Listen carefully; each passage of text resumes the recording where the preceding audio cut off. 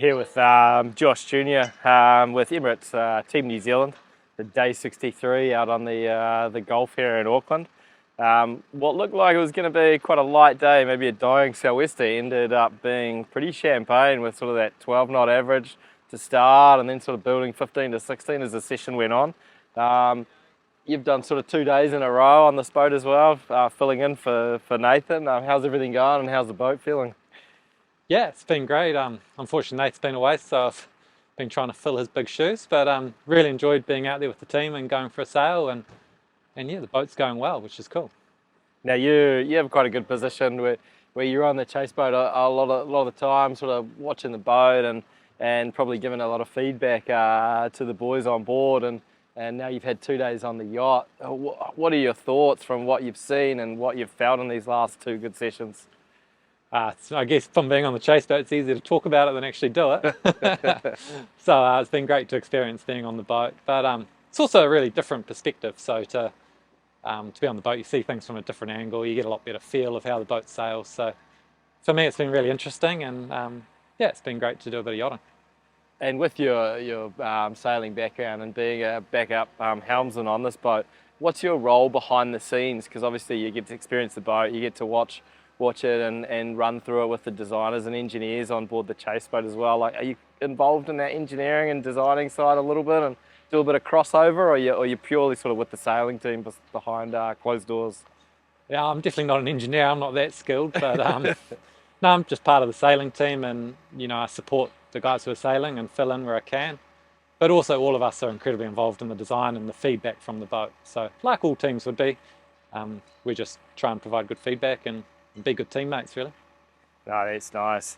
And going forward, it's sort of getting towards crunch time with boats probably going to, the big boats being released soon. Each team has a different release date. No one's really sure exactly when that's going to happen, but who do you see being sort of the first teams to launch, and what kind of things do you think we should be looking out for? Yeah, it's definitely getting to that time of year when people should be starting to think about launching. So I find it pretty exciting because the hulls are a place where you visually see quite a bit of difference. So, to see what teams come out with, how they design their cockpits, how the boats look, is a really interesting time, and to see where people have found speed or not.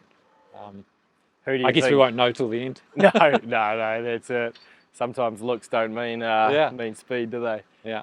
Who do you think is going to come out with the most aggressive design? You got any picks?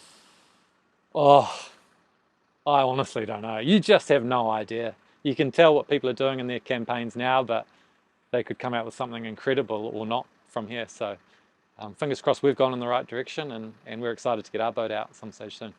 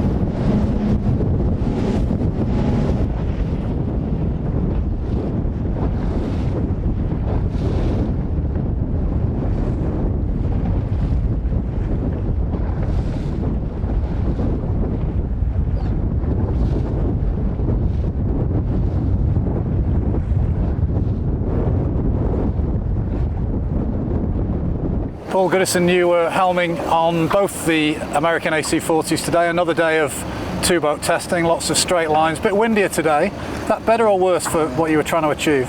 We'd seen the forecast this morning for a little bit more breeze and thought it was a great day to basically look into some of the mainsail area differences. You saw on one boat the sail's quite a bit bigger than on the other boat, so playing around with settings. At the beginning of the day it was kind of the lighter end of the crossover, then we got a building breeze as it went on, and so it got more into a range and then more into the range. So it was really interesting just figuring out the crossovers and looking at the sail shapes and the differences, and also you throw in there changing the jibs around, so you match the areas with different jibs to different mains, and it's really interesting. Is that why we saw a J3 and a J2 on different boats today? Yeah, we had the J2 on the smaller main boat and a similar area then to the J3 with the bigger main boat, and it's not just the kind of performance, but the boat feels quite a bit different and reacts differently both upwind and downwind, so it's good to get a bit of a feel for that and then to feed that back. Any feeling when you come off the water on which configuration works best? Yeah, I think so. I think we all have in our mind which ones we preferred, and we'll go in upstairs and just check that the feeling's the same between both teams. Both teams had a bunch of time on one boat and then a bunch of time on the other, and it'd be interesting to see if the feelings are the same upstairs. When you're steering in two-boat testing mode in a straight line for maybe 10 minutes at a time, what are you focused on as a helmsman? I think you just get in sync with the trimmers. Obviously we got 4 different trimmers, 4 helmsmen, so you're sliding around a bit, sailing with different guys, and half of it is just getting adjusted and tuned in with those guys, but then mainly on speed and angle and checking that you're on targets and performing as well as you can, and then just how you're going relative to the other guys. How are you measuring the data that comes off the boat? How are you capturing that performance data? Is it GPS data, or is there something more sophisticated? As you see, we've got a whole heap of things going on with the bits hanging off the side of the boat. We've got GPS data, and it's a good mix, but we almost to the point where you have so many, you're like, okay, which wind solution are we going to use today? How are we going to get the results that are going to mean the most? But there's a lot of work every night for the guys upstairs to filter through all the data and decide which is the most relevant and gain the best results from that. As sailors, do you ever get a surprise when you get the data presented to you that this was better or this was faster? I think usually it's well aligned, but like I mentioned, you have a couple of different data sources, and sometimes you're feeling like, okay, this felt better, whereas another way of analysing the data might say something different. So we have to be very careful to draw the right conclusions and use the right data. Just looking outside the team for the last question, there's some chat around today that a couple of the teams will be seeing their AC75s in the next couple of months. Who do you think will launch first? My money's on the Kiwis, being as they announced it will be in the next 2 months, a potential launch date. So I think they'll be launching first. Then it'll be interesting to see when the boats start coming out of the shed here in Barcelona. You think you'll see much difference, anything radical? I'm sure we'll see differences in the boat. I think they'll come a bit closer together than we saw last time, but there's a lot of clever people in all the teams, so some of us are going to come up with other stuff that maybe the others haven't.